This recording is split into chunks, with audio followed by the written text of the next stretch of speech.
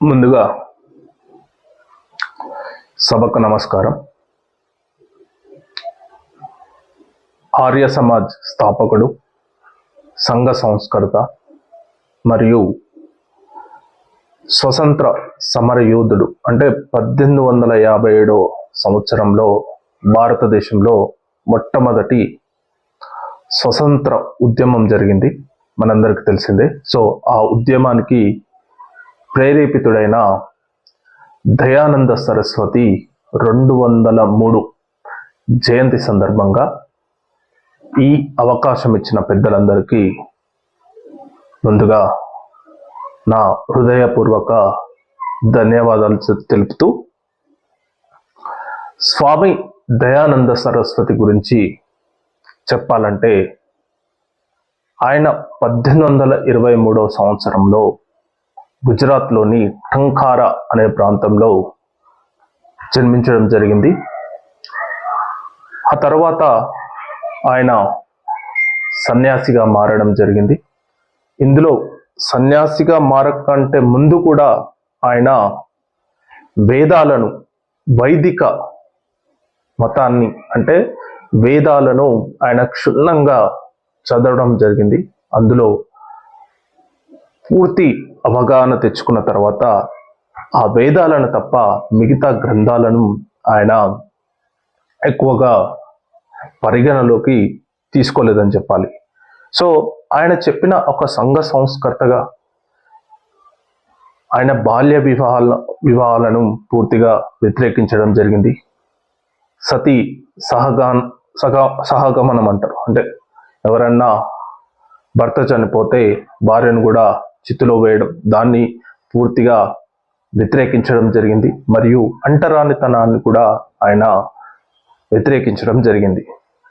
ఇలాంటి ఒక సంఘ సంస్కర్త స్వామి దయానంద సరస్వతి ఎన్నో మంచి విషయాలను, ఎన్నో వైదిక విషయాలను, వైదిక గ్రంథంలో ఉన్న విషయాలను ఆయన క్షుణ్ణంగా పరిశీలించి తన సమాజానికి అందివ్వాలని చెప్పి ఆయన 1875 సంవత్సరంలో ఆర్య సమాజ్ను స్థాపించడం జరిగింది.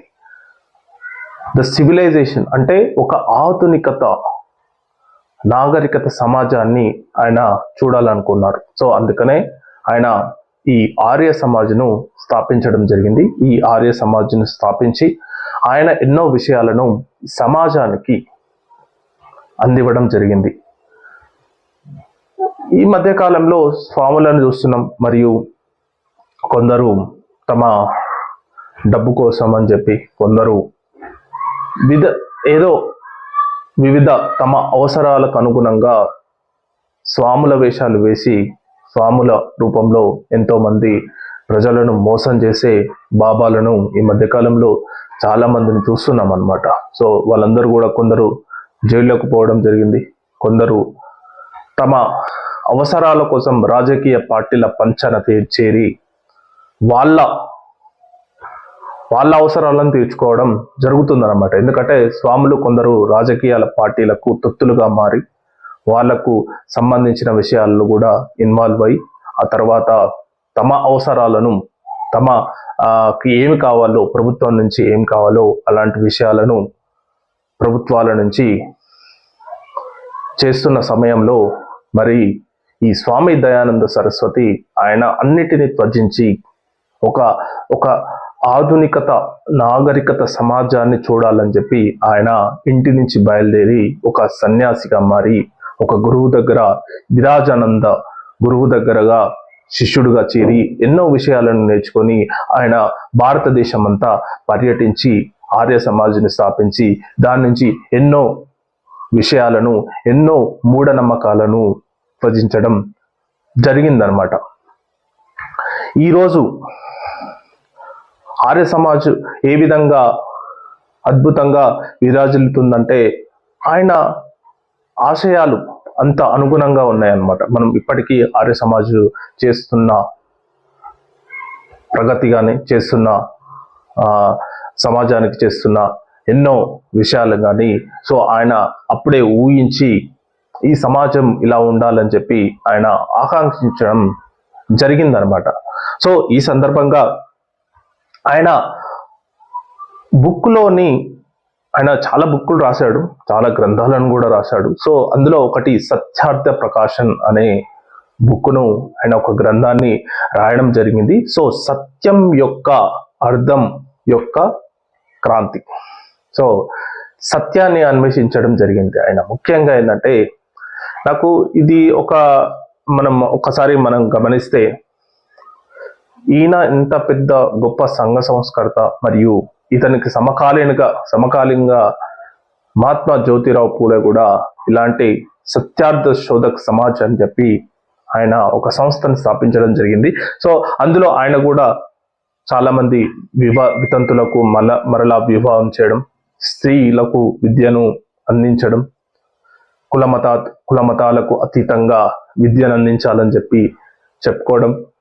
సో ఇలా ఒక కాంటెంపరీ గ్రేట్ పర్సనాలిటీస్ ఇద్దరు నాకు తెలిసి ఆ ప్రయాణ కాలంలో, సో ప్రయాణం వేరైనా తమ గమ్యం ఒకటే అన్నట్టు.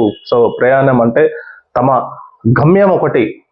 ఈ సమాజం అనేది కుల మతాలకు అతీతంగా ఉండాలి, స్త్రీలను అత్యున్నతంగా గౌరవించాలి, బాల్య వివాహాలను అడ్డుకోవాలి, వితంతువులకు మరలా వివాహం చేయాలి.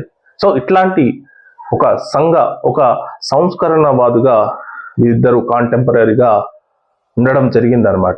సో ఈ సందర్భంగా స్వామి దయానంద సరస్వతి జయంతి సందర్భంగా ఆయన ఆశయాలను, అంటే గత కొన్ని సంవత్సరాలుగా ఆయన ఆశయాలను ముందుకు సాగుతూ ఈ ఆర్య సమాజ్ సంస్థ ఎన్నో సంస్కరణలకు, ఎన్నో సంఘటితవాదులకు ఒక ప్లాట్ఫామ్గా నిలిచిందని చెప్పాలి. ఈ సందర్భంగా వీళ్ళందరికీ కృతజ్ఞతలు తెలుపుతూ నాకు ఈ అవకాశం ఇచ్చిన పెద్దలందరికీ ధన్యవాదాలు. నమస్కారం.